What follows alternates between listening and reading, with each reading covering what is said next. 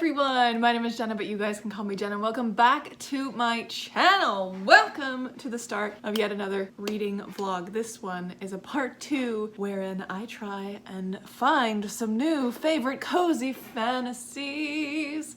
This time around I have a big stack to choose from. I don't know if I'm going to get to them all. There are a few that I 100% do want to get to, and this is just going to be like a chill reading vlog where I discover some cozy fantasy books. Last time I believe I read 2 or 3 cozy fantasy books in that video. This time around I have a fair few more that I can get to. So first and foremost, I have a few that maybe don't necessarily fall directly into the cozy fantasy genre, and that's what this one is. I believe this one has been said to be cozy fantasy just because of the vibes it gives off. It's like the classic fantasy vibe, which kind of puts it in the cozy genre, and it's more character driven than like super heavy plot. So that's The Goblin Emperor by Katherine Addison, which I am intrigued to get to. Other ones that I have as well, this one's a carryover from the last video, and that is The Dragons of Autumn Twilight, which I 100% do want to get to because this has been on my shelves for too long. I picked it up specifically for the last video and I didn't get to it in the last video, so we're reading it this time around for sure. The one that I'm probably most excited for is this one, which is The Very Secret Society of Irregular Witches by Sangumandana. This one has been pitched as something akin to House in the Cerulean Sea, so I'm very excited to get to this, and it's also like a romance as well, so this one I'm most excited about, and probably the one that I'm going to start with. I also have Miss Percy's Pocket Guide to the Care and Feeding of British Dragons by Quenby Olson. This is a self-published book and one that I am very excited about because it's got dragons in it, and I just I keep looking at this and being like, yes, I want to read this, I want to read this very badly, so this one's also going on this list. And then I have the omnibus for Mercedes Lackey's Tarma and Kethri, so I would like to get to at least one of these books in here because there are 3. This is the full trilogy. I'm not like gonna go super out of my way to get to them, but it's definitely an option, and I did buy this omnibus specifically because it was pitched as cozy fantasy somewhere online, so I'm into it. Or at least low stakes fantasy. That's probably what most of these are, is just low stakes fantasy. And then we have The Ogress and the Orphans by Kelly Barnhill, which is a little middle grade, which just looks absolutely adorable. And actually this one and this one, and I believe also this one, were all featured on Meg's Tea Room from TikTok. Her TikTok, because she's a cozy fantasy queen. They were all featured in some way, shape, or form on her channel or on her feed as like cozy fantasy pics. So that's actually why I picked up this one and the Society of Secret Witches one. So very excited for both of these, and it just looks like the perfect cozy read for this time of year because it is fall heading into winter. It's late October. I know this is spooky season for a lot of people, but I got my spooky season reads out of the way with one of my previous vlogs, so I'm now diving into the cozy fantasy realm. There's another one that's been circulating on the TikToks that is being compared to Legends and Lattes, and it makes me a little bit nervous and also excited because it sounds like something out of my cozy fantasy that I'm writing, so I just need to get my cozy fantasy out in the world so that other people can read it. But I might read that one at some point as well because that one is circulating and has been directly compared to the love of my life, Legends and Lattes. Anyways, I've been rambling now. We're gonna get into it. We're gonna read a bunch of cozy fantasy in this vlog, and we're just gonna see how cozy we can truly get. Hello friends! It is now a little bit later, the same day that I last chatted with you, and I have started The Very Secret Society of Irregular Witches by Sangumandana. I am 106 pages in, and this book is so good. I have the stupidest smile on my face as I'm reading this book. It is just so lovely. We already have the Grumpy Sunshine vibes kicking in. We have our little girls who are the cutest beans, and I'm really excited to see what kind of shenanigans they start to do around Mika, because one of them does not want Mika there, and she's the middle child, so you know things are gonna get wild. Oh, Mika's just this bright ray of sunshine. And every time she's around the guy who is essentially their like stand-in dad, who is the grumpy in the situation, and he just like is scowling, she's just smiling at him. She's like, I don't care, man, like I'm happy to be here. And this last little bit here, we had that famous phrase she was so aggravatingly, relentlessly sunshiny, and it's just this whole section of him complaining about her and her dog, who is also the best. I love her dog. Her dog's name is Cersei. She's named all of her pets after witches, which I love. And he's just like, and she like was kneeling down and was spoon feeding sugar to a bee, and like, I don't know, like I know this is unreasonable to think all this stuff, but man, she just irks me. And I'm like, nah man, you really like her, having her around. I love this.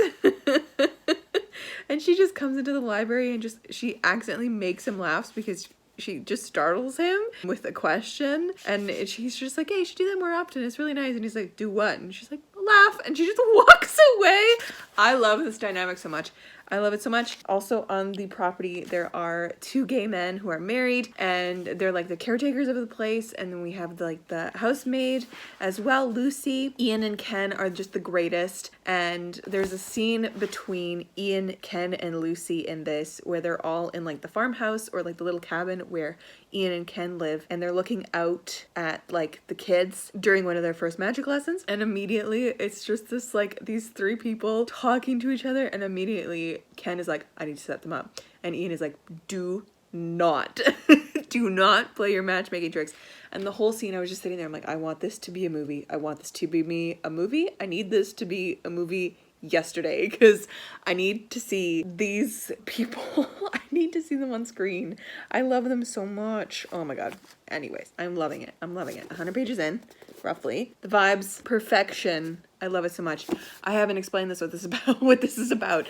So our main character, Mika Moon, gets hired essentially by this low-key desperate group of people, as I've just explained to you. Jamie, who is essentially a father. He runs the library attached to the manor where these girls live, but he's essentially become their like pseudo father. He's raising them. So is Lucy, who is the housemaid, and she's a little bit older. And then we have the two elderly men, Ian and Ken, also on the grounds, and they all live there with the three girls. We have Terracotta, Rosetta, and Altamira. They all live under the patronage of this brilliant witch who is never there. She's always off doing other things. And in this world, it is incredibly dangerous for witches to be in close proximity to each other. So it's this rule set up by this lady named Primrose, who's like the top witch of all the people. All the witches, there's like 21 of them in this very secret society of irregular witches.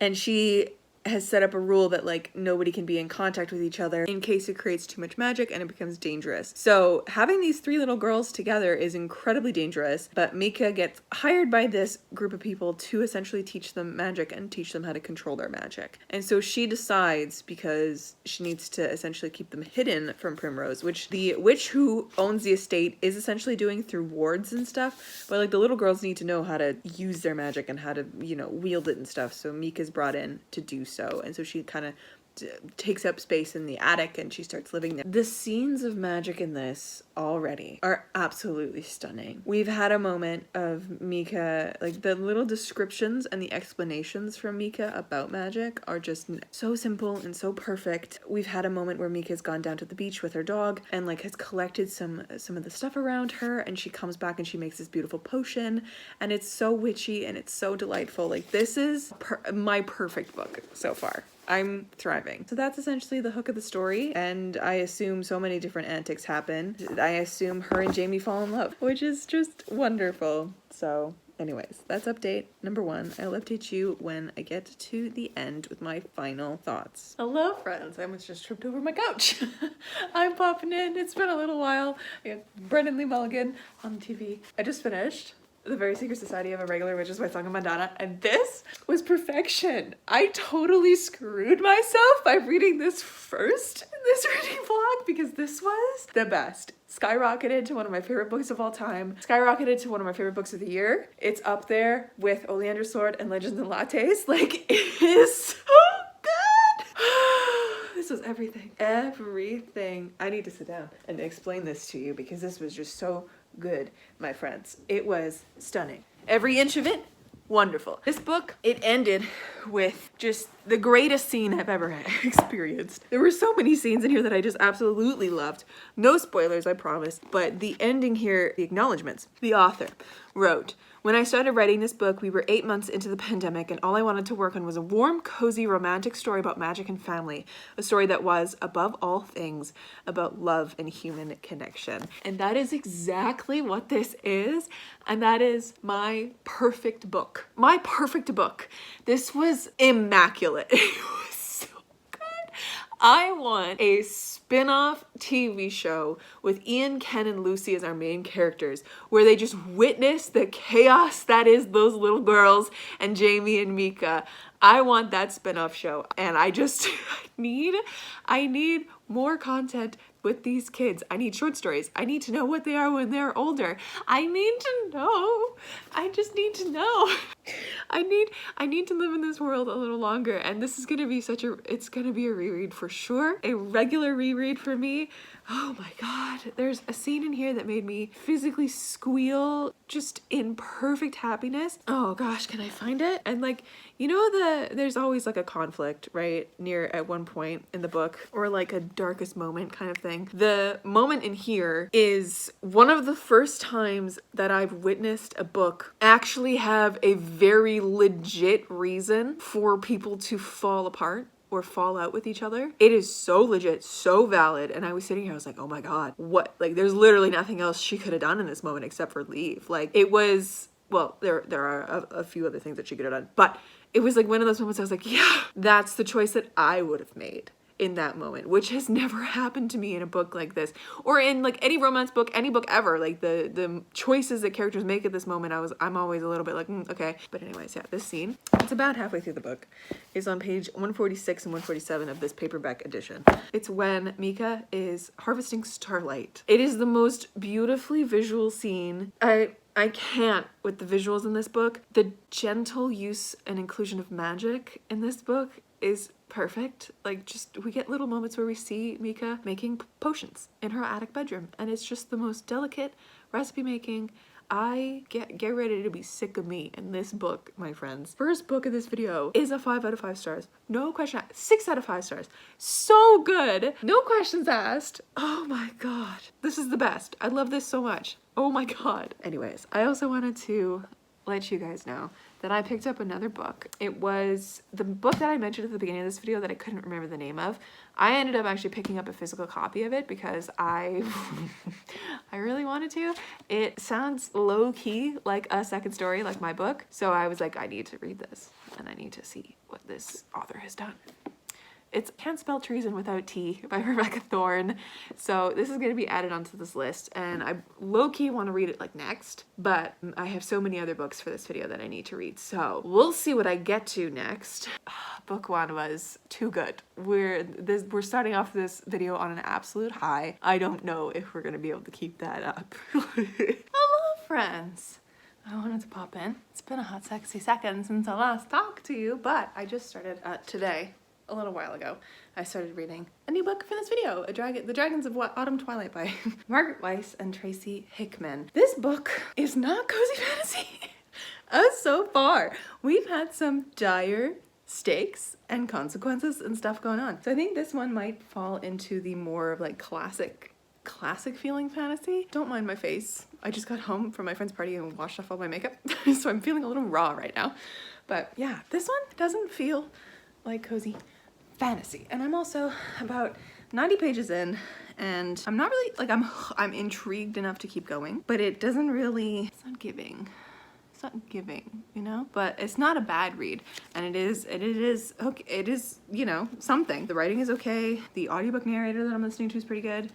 I read a comment on Goodreads when I like put it in that I was reading this one. Someone said that it felt like someone played a D&D campaign and then wrote a book about exactly what their characters did, and now that's all I have in my head as like these people are literally doing a D&D campaign right now, which makes sense because this is from the Wizards of the Coast. Wizards of the Coast published this book, which makes a lot of sense. But I'm intrigued by the world enough to keep going. I think it might be interesting by the end of this video to do it like category wise of different fantasies, specifically under the cozy fantasy blanket, because of course we have like Legends and Lattes and some Cerulean Sea and A Very Secret Society of Irregular Witches, you know, the Marie Brennan books that I read the last time, and Stardust, and there's so many different kinds of like cozy fantasy that you can have that I think the cozy fantasy on the lines of like The Hobbit, this one would probably fall under that umbrella. And I'm wondering if the other book that I have for this set is like my question mark, whether it is cozy fantasy or not, which is The Goblin Emperor. That one as well, I think might fall under that umbrella.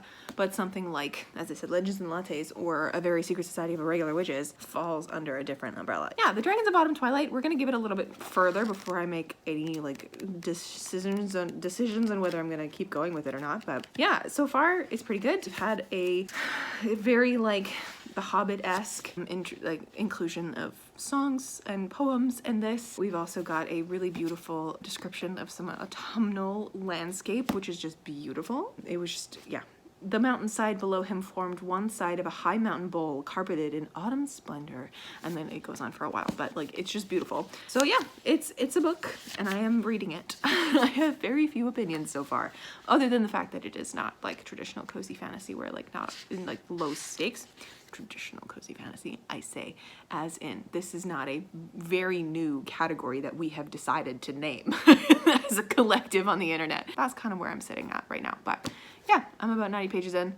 I think I'm gonna do a little bit more reading tonight. It's like already 12:20, but it is Saturday night. So I'm gonna see if I can get a good chunk more done before I go to bed tonight. This is the next book of this video. Hello friends. I'm now about on page 162, 163 of this dragon book, and I'm not very impressed so far. I don't know. It's pitched as like a group of friends who have been lifelong friends have like come together again for a reason I don't know. I don't think it was very clear originally. It was like a thing like, oh, we'll meet back here in 5 years, and for whatever reason, who knows. But this entire group of people like doesn't treat each other like friends. They treat each other like strangers, and low-key everybody hates everybody in this group, and the vibes are rancid in this friend group. Like even a D&D party has better vibes than this party. Like they're not friends. They all hate each other, and like it's vibes are rancid. And I don't know, it's just not entertaining. Like it's fine, and I do want to, will I keep reading? I don't know. It's one of those things that it has taken me mentally ages to get to this point of the book. And I think I have about 4 hours left of the audiobook at the speed that I'm listening to it at. I don't know if I'm gonna do it all in one go today or if I'm going to sprinkle it throughout this vlog, but yeah, this one's a miss. It's just not doing it for me. Should I DNF it? Probably. Will I? I don't know, because I have the book and I have the audiobook, so it's not like too terrible, and it's not like it's bad in any way. I'm just not enjoying myself. I think I'm gonna put it down for now, but I did start looking at the next book in this video, which is going to be Miss Percy's, the Miss Percy's Guide, but it is currently in my bag over there that I don't really want to get up. So I might read more of that. I'm not sure. I'll keep you updated as to what I end up doing after this. It's just a big for me right now. So that's my update for now. Hello, my lovely friends. It is a couple days later, and I wanted to pop in and say hey, because I've decided I am DNFing Dragons of Autumn Twilight. I couldn't care less about this book, and as I described in the previous clip, vibes are so off with it. It doesn't even feel cozy to me.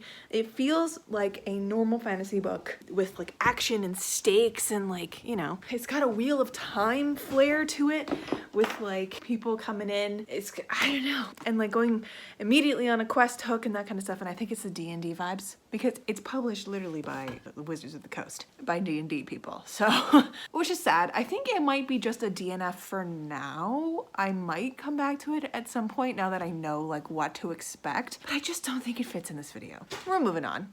We're gonna just move on. I don't know what I'm gonna read next. I think up next is probably gonna be Miss Percy's Pocket Guide, because I am really, really wanting to read this right now. I'm into a like Victorian era. It's described in the back like Cranford with dragons. So I'm into it. And I read the first chapter, or like the first like 5-10 pages maybe, the other day just to get a vibe of it. And I already really like the vibe. It's very soft and very domestic. So I think this is what I'm gonna go for next. Hopefully this goes better than Dragons of Autumn Twilight, but I'm aiming for a good dragon book in this. At least one. Hello friends, it has been a long time since I last talked to you. It is now 2023. We're at the end of January. I'm feeling a little under the weather. I do apologize about my voice. And I wanted to talk to you about this book right here. So I don't know why I'm walking around my living room. I need to grab some things and sit. But I wanted to talk to you guys because, as you know, because you're watching this video, I have not finished it. I have not read any more of it, and I honestly just couldn't really care less. And I honestly think the book that I read before this, or tried to read and then DNF'd, really messed with my cozy fantasy brain. And I needed a little bit of a cozy fantasy break. And then this just didn't help. I do enjoy this when I read it, when I'm in it, but I feel no urge to pick it up. So what I'm gonna do is I'm going to soft DNF this one. A DNF that I will like come back to eventually. This is not bad. This is actually quite good, and I really like the concept of this, but I just don't feel an urge to pick it up. So for now, we're gonna put it down.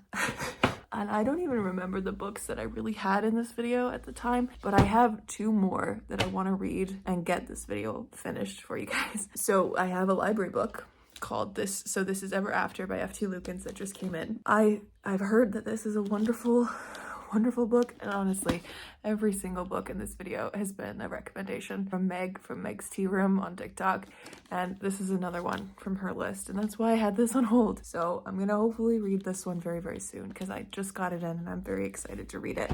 And we are going to finally read Can't Spell Treason Without Tea by Rebecca Thorne, because this has been on my mind for so long, and I've been wanting to get to it, but I haven't been able to because I've been in the middle of the Quenby Olsen book. So get ready, because these next 2 books we're going to power through, and we're going to hopefully adore and love and get back into our cozy fantasy life. Maybe it's also been affected by the fact that I've been writing a cozy fantasy. As y'all know, a second story is coming out very, very soon. I've been writing that, right? And I've been focusing on that. So maybe that's why I haven't been able to read any more cozy fantasy, but I'm here now. We're gonna read some cozy fantasy, and it's gonna be a good time. And there will probably be a 3rd installment of this video, because I will remember at some point the other books that I had on this list, and there will probably be even more books out there in the world, because I keep seeing TikToks of people like me coming out with cozy fantasy books. They're all so sweet sounding, and I just want to surround myself with cozy. So that's the update. We are soft DNFing Miss Percy's Pocket Guide to the Care and Feeding of British Dragons. This is probably a book that I will come back to at some point, because I do really want to read this, and I was enjoying it. I just not right now.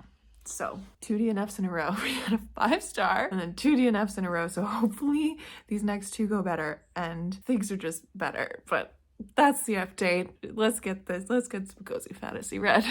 Hello friends. So it is now a little bit later, and I am back from teaching. Please excuse my hair. I had it up in a bun. But before I left for teaching, I was listening to the audiobook for So This Is Ever After by F.T. Lukens. I'm like 40% of the way through. I'm on chapter 15, page 152. This is a really fast book to read. It's okay so far. There have been a few things that have kind of bothered me about like how juvenile the language is, but then how also like adult some of the language is. Like, it's so strange. Like, I understand that this is a YA book. The main character is 17, and so that comes off pretty clearly. Like, this is a teenager kind of a thing, but like we've had the word boner multiple times, and each time I'm like, there's no need for this, and there's no need for it multiple times. I do have to kind of shut off the side of my brain that rolls my eyes a lot at how juvenile this is to actually be able to kind of enjoy it. So there's that, but it is a story of like what happens after the heroes succeed. So literally page 1, our main character Arik Arek, in the middle of, like, he's a chosen one. He's had this prophecy that he's had to fulfill to kill, like, the big bad of their world, and he's doing that. He's in the middle of beheading this evil guy in the beginning of this book, like literally page 1. Then it's like they all stand there like, all right, what's next? And it's the what happens after. It's not cozy in any means. So I don't think that this really counts for cozy. But here's the thing. I saw a TikTok, I think yesterday or the day before, where this one TikToker was explaining some different categories of cozy for the cozy fantasy genre. And she was like, okay, so there's like the Legends and Lattes, which is like the Hobbit cozy. So this is like you're in the Shire and enjoying the vibes, and it's nothing dangerous, nothing crazy, it's just vibes. And then there's like Nazgul cozy, which is a little bit higher stakes.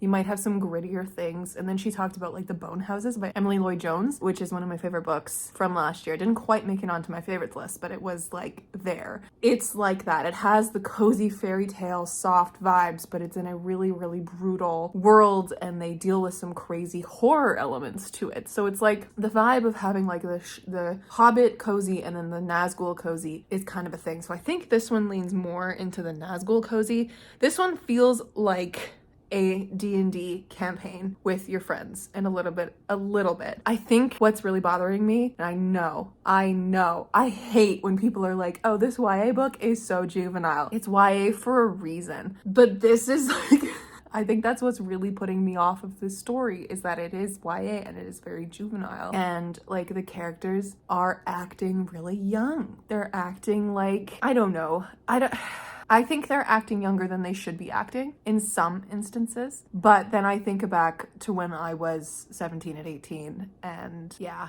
we all acted like this when we were that age. So I think that's what's putting me off of it, is how like unreasonably accurate it is to how teenagers act. Anyways, that's my only real like critique of it, is like there's like kind of like an interesting choice of some language that's pulled me out of the story. I'm having a hard time turning off the side of my brain that's like, why is this like this?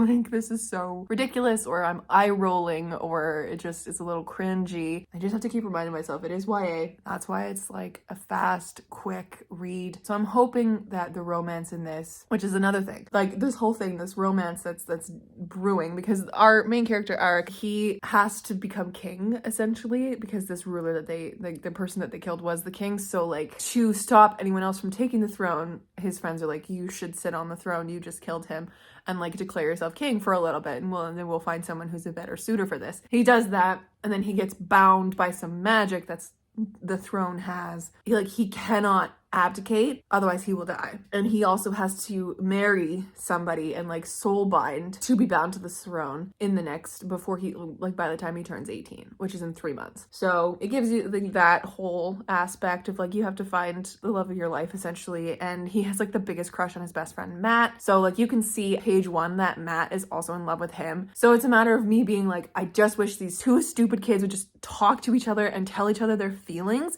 because like very obviously these two like each other, and both of them know that they like each other. Like, it's so obvious it hurts, and like the other person is just being like, I don't know, obtuse and not noticing. So that's really bothering me. But then I know like this whole book is based on that, so like if they talked, there would be no book. So I'm just being a curmudgeonly old lady at this point. It's got like the potential to be something good. So, and on the back it says it's perfect for fans of Diana Wynne Jones and TJ Klune. So, you know, like Howl's Moving Castle and the TJ Klune books. So anyways, that's the update. I'll let you know how I feel when I'm done. Hello friends! I realized that I hadn't actually updated you on So This Is Ever After by F.T. Lukens. I finished it a long time ago. Just never updated you. It was not that great. It really wasn't. I couldn't turn off my brain. I couldn't make it shut up about all the stuff that I was rolling my eyes at, and sometimes the language that would pull me right into the story, and it just didn't do it for me. The concept is really fun. It's like the what happens after the big bad is killed kind of a thing. Like, what do the heroes do after the prophecy is fulfilled kind of vibe. I love that idea. I just couldn't care less about the kids in this. Like, oh, and that sounds so terrible. That sounds so terrible. God, I think I ended up giving it a 3-star. I can't remember exactly, but yeah, I don't think I'll be recommending that one. Anyways, that one's done. I mean, I do recommend it if you are at all into YA books, YA fantasy, YA romance, that kind of a thing, because it'll be exactly up your alley. It's got some, like, you know, the tropes are there. I'm kind of done. And you guys know I'm done with YA fantasy. I don't know why I keep trying. I should just stick to the ones that I know are good. Yeah, that one's kind of a done deal, but anyways, I'm just gonna go right into the next clip because that's when I start talking about the next book. I'm currently popping in with an update for Can't Spell Treason Without Tea by Rebecca Thorne, and I'm currently on page about 248, roughly. It is taking me so long to read this book, and it's just because there's no audiobook yet. I think Rebecca's in like the process of like trying to figure that out and getting that together, but there's no audiobook, and I'm so used to reading books with audiobooks because my brain doesn't focus on things. So I've been reading it in like 50-page spurts, but I need to get this video up for Friday. So I need to finish this like tonight. I got a fair bit left, and it is like a fast moving, no, it's not fast moving. It is like a quick read because like the pages are like, the margins are big, the writing is big, and like reading 50 pages uninterrupted I can do in like a half hour. But I don't know.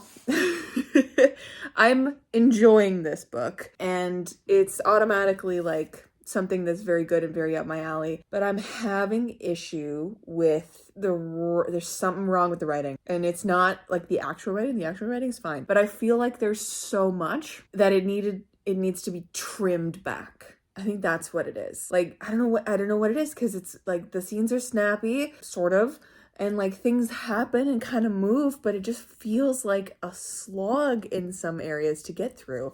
And I don't know why. I don't know. There's some things and some like dialogue bits that feel just, I don't know. They feel just long. Yeah. I don't know. I honestly don't know, but I am enjoying it. It's just, I don't really see like the plot line of it, which I say with like a big question mark, because of course it's cozy fantasy. But we did just get a dragon fight, so who the hell knows? This is an enjoyable time. There have been many moments where I've been like, oh my god, that's like, I've got something very similar to that in my book, or there have been little relationship moments where I'm like, oh, that's cute. Like I have that. Arya and Finn are kind of like that. But it's also interesting to see how I've done things a little bit differently, thankfully. And I think, I don't know, it's a weird one. I think I was hoping to like this more, but I am liking it. It's such a weird place to be in right now. Like as of right now, it's probably a 3.5, 4 star. Like it's nothing special. It's nothing crazy. It's, I don't know. I don't know how to explain it, and it's driving me crazy. Maybe I'll have a way to explain it by the end of this book. I don't know, but it just seems like it needs to go quicker.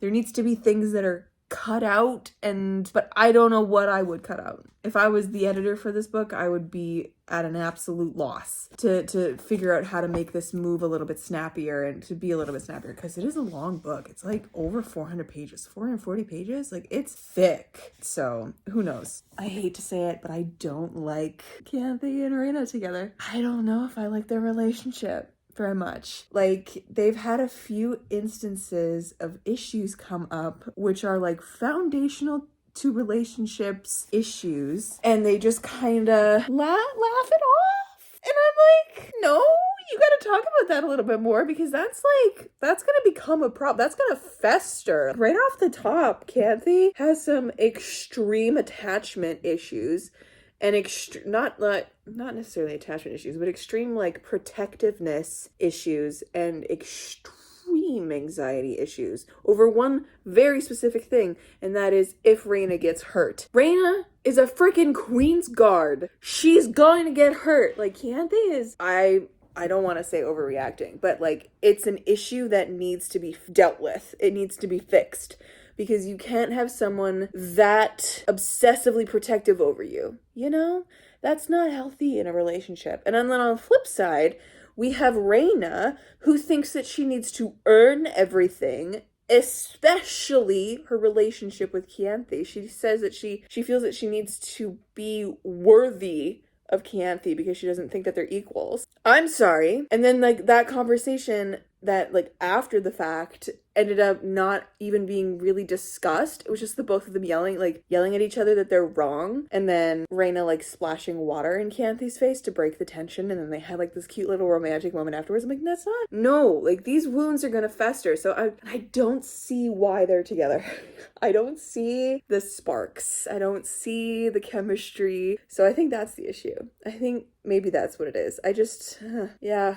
Like, I'm enjoying the book. I'm enjoying the vibes. I'm enjoying the little town. I'm enjoying the bookstore. I'm enjoying the people that they're kind of interacting with. I'm a little lost in the rushes right now as to plot line. I thought that our issue was going to be more focused on the queen in this, but as of right now, it's kind of not. Or it hasn't really been. There hasn't been like a threat for a little bit. I don't know. But yeah, that's what I've been doing. I'm gonna see if I can finish this tonight and truck my way through the last 200 pages. And we'll see kind of how things go from here. And I'll let you know my thoughts. And then we will finally wrap up this video. I'm so sorry, my friends. This has been such a kerfuffle of a video. So I hope you've enjoyed it at least and gotten something out of it. But yeah, you'll hear back from me when I've done this. Hey friends, welcome to the end of this video. Hi, we have made it. Thank you guys so much for hanging out with me for this entire video. If you made it to the end, again, I'm so sorry at how much of a kerfuffle it is. We made it. So last night I ended up finishing Can't Spell Treason Without Tea, which I hate to say, but I kind of ended up skimming the last like 100 pages. Like it ended in a nice way. We did have a romance book cliche at the end, which I could have done without, but it did also have an epilogue that like made me interested enough to read the next book. And I think the next book might be more up my alley because it's like more piratey, a little bit more action-packed, which I find so funny to say because I love cozy fantasy. I love it so much. I just think this was too long. I think there was too much going on. There's too many different like little plot lines and things happening at the same time as it being very cozy and just like, I don't want to say cozy fantasy, there's nothing going on, but it in general is more slice of life, you know? I think that's what this was. There was just also too many little things happening. I think it could have done without the dragon storyline in here and just focused entirely on the queen storyline instead. I don't know. Anyways, I'm not here to edit this. I still enjoyed it. I have yet to run it through COPPAL though. It's probably a 3.5 star to be honest, which makes me so sad. I really wanted to love this. It sounded like something that was exactly up my alley and it just wasn't, which is so sad. But if you are at all interested and you're in the mood for some cozy fantasy, pick this up or just wait and pick mine up. Some shameful self-promotion. I am so sorry. Mine is coming out very, very soon. When am I putting this up to when I'm releasing the actual like date that A Second Story is alive? It's got to be right around the same time. So if you made it to the end of this video, you will know that A Second Story is coming out in May. So watch out, or hopefully you've seen a like reaction video, or not a reaction, an announcement video. But yeah, A Second Story is coming really soon and it's going to join the family of all these good cozy fantasies that are out there. But yes, I'm definitely going to read Rebecca Thorne's second one when it is released at the end of February. Definitely going to grab my hands on that. It's coming very, very soon and you guys should definitely check it out. And it's sapphic and it's, you know, cute in that it's cozy, definitely very cozy. Gives all the good vibes. So yes, definitely pick this up. This video has been an absolute kerfuffle. We started so strong with one of my favorite books of the year. I think it ended up being number 2 of my favorite books. 5 star, absolutely amazing. One of my favorite cozy fantasies ever. And it's up there with Legends and Lattes. Like, it is my favorite. It's so good. I read The Very Secret Society of Irregular Witches first by Sango Mandana, gave it 5 stars. Then I started into the Dragonlance, the first Dragonlance book, the Dragons of Autumn Twilight trilogy. This one I ended up DNFing at, I don't even know how many pages I got into it, but it just wasn't for me. It didn't feel cozy at all.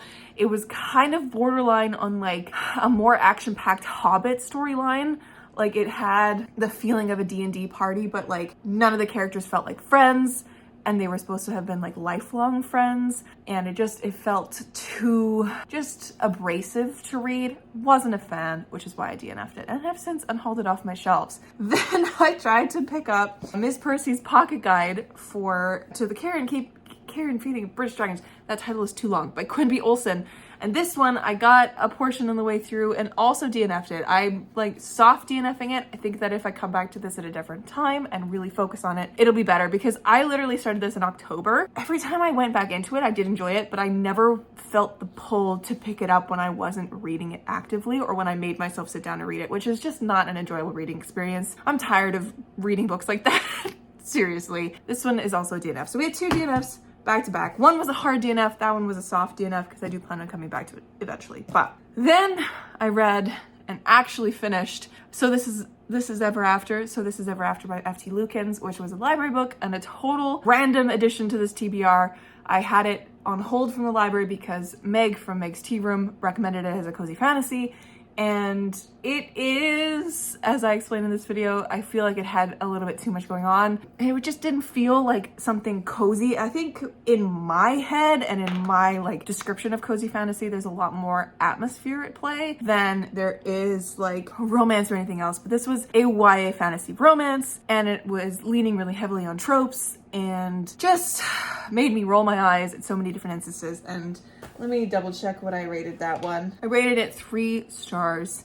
So it just didn't quite do it for me, that one, which is really sad because I do really quite like the concept of it. And then finally we wrapped the video on Can't Spell Treason Without Tea by Rebecca Thorne. Well, this was probably gonna get a 3.5 star. So like, you know, at least we had some okay reads in this. A fantastic, a pretty good, and then an okay, and then 2 kind of not okay.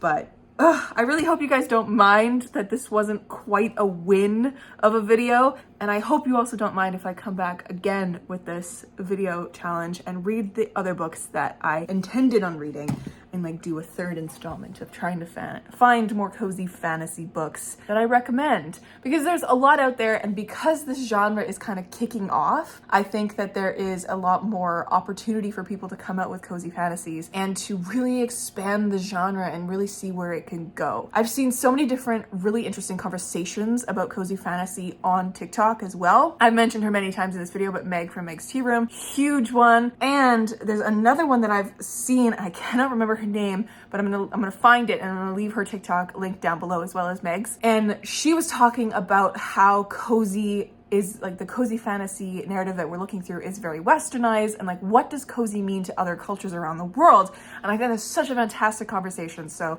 definitely check out both of those TikTok accounts. I will leave them linked down below. Let me know in the comments what other cozy fantasy books you guys love and would like to see me read. You're gonna get my cozy fantasy, A Second Story, very soon. I'm so excited to share all that with you guys. I'm so excited to get the cover and share that with you. And when I finally have like pre-order links and all that kind of stuff, I will share that with you as well. But yes, thank you so much for watching. If you made it to the end of this video and you don't know what to comment and you didn't get inspired by any of the other times that I've asked you guys to comment, just leave me a little book stack emoji down below, and that will warm my heart either way. But yes, my friends, thank you so much for watching. I will catch you in another video very soon. Stay kind and keep on reading.